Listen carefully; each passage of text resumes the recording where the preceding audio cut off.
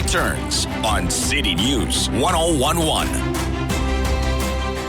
Saying Happy New Year to our good friend Peter Fraser, who's back with Money Monday. Peter is a certified financial planner, and he is with Credential Q-Trade Securities and the Alterna Wealth Management Group here in Ottawa. Good morning. Happy New Year to you, Rob. Good morning. Yeah, and the theme for our discussion is getting off to a good start. Getting off to a good start. Tell us more, Peter. Well, I thought we could do exactly that, offer a few ideas on getting 2023 underway when it comes to things like planning, of course, our finances and wealth. And 2022 probably should remain firmly in the books, but it's safe to say that one didn't go quite according to plan. And among a number of things, we endured stubbornly high inflation. The parabolic interest rates won't be forgotten. And, of course, falling stock and bond prices, and all of this happening at the same time made for quite the perfect storm. So a lot of us were running for cover. Now, I am hopeful that the worst is behind us. But it's important to remain vigilant and to keep a close eye on your financial plan. So I thought we could go through a couple of those to-do items on the list this morning. And the first one is it's a good time to scrutinize and evaluate your goals. So maybe even set some for the first time for some of us. But one good example, Rob, is to map out your expectations for 2023 spending and savings, and kind of make sure that things still align with your long-term goals. I find that's an easy one and a good one.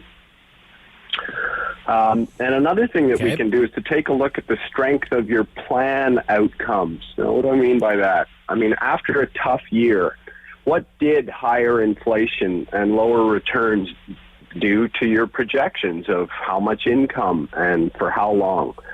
So this is a resiliency question. How resilient was your plan, and are there tweaks that might be needed now to the strength of those outcomes? Okay. What else, Peter? I think it's a good idea to put your insurance portfolio under the magnifying glass. Ask yourself and get the answers to questions like, what are the unexpected life events that are expected to pay out? In other words, if there is a sickness, if there is a disability, if there is a death, if there is a care need, how much can I count on in the event of those sort of catastrophic turns in the plan?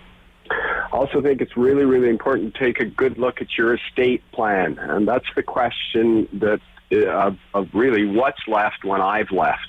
And it's a very important one because in our country, estate erosion can be quite significant at death. So important not to be caught off guard by what could be unexpected amounts owing for things like taxes on the registered assets, capital gains on the family cottage or your portfolio, probate fees, things like that, because these can really add up and catch us off guard. So, and a favorite of mine is to update something called your estate inventory. So a lot of us don't write down the details around amounts and types and locations of things in our plan, and this is a good time of the year to do that. Okay. What about business owners? Yeah, well, business owners, I think, have some unique considerations that make, tightening up or at least looking at things like succession and intergenerational wealth planning helpful. I'd also point out for all of us business owners or not that 2023 ushers in an $88,000 lifetime TFSA contribution limit, and that the annual limit is bumped up to $6,500. So for new money or in-kind transfers, it's appropriate to get that done. And Rob, you may recall a while back we talked about this so-called, people don't say retirement anymore, they say next stage of life plans. But within that, there were three pieces that are emerging as more important as time goes by, one of which is health, the other is family, and the other is purpose. So just take a look at those in your wellness and health eval. You can ask yourself what worked last year and what might I do in 2023 to improve my physical and mental health. On the family component, are there family support goals that could provide you with some new satisfaction, some new enjoyment, and some new purpose? And obviously those are things that can work between the generations when it comes to family. And the last little piece, of course, is purpose. And ask yourself, what are some New Year learning plans that can help increase things like meaning, fulfillment, and purpose in life. And that could be as simple as some volunteering, some mentoring, or even working again. So those three things are sort of subjective and qualitative as opposed to the objective and quantitative, but they're important nevertheless. And I would just say as the last little piece, if because we all need some incentive to get started on to-dos like this, but just maybe pick one goal this month.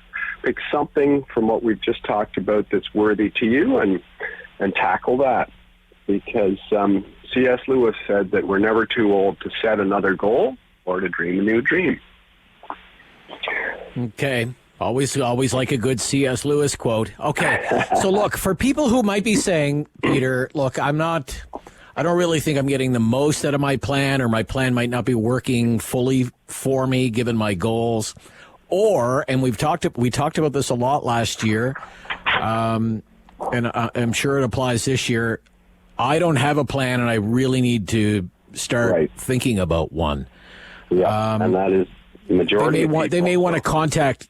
Yeah, they may want to contact you and start those conversations. So how can they do that? Happy to do that, Rob, and thank you. They can reach me at moneymondays.ca to connect, and obviously anything you and I have talked about during these segments, but happy to do that, and look forward to helping where we can. moneymondays.ca.